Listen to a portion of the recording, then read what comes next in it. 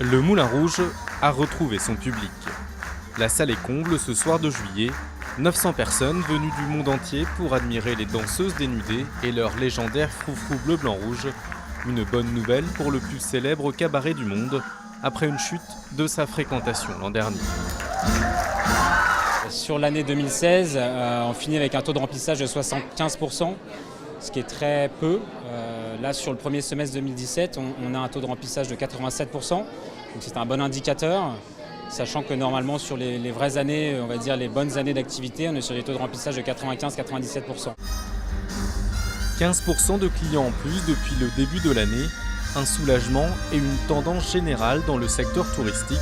Près de 5 millions de réservations dans les hôtels de la capitale entre janvier et avril, c'est 4% de plus par rapport à l'an dernier.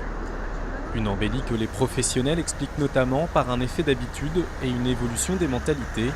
Londres, Manchester, Berlin, Stockholm, Paris n'est finalement pas moins sûr que ses voisines européennes, elles aussi récemment touchées par des attentats.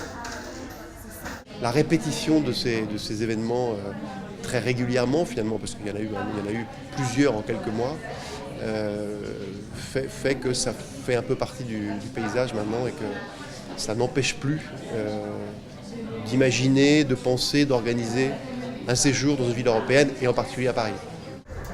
Les touristes ont aussi fait leur retour sur les Champs-Élysées, rassurés par la présence bien visible des forces de l'ordre.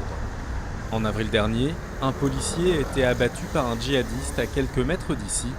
Pas de quoi dissuader les voyageurs de se rendre sur la plus belle avenue du monde. Si on laisse les terroristes nous empêcher de voyager, alors ce sont les terroristes qui gagnent. On s'est senti en sécurité depuis qu'on est arrivé.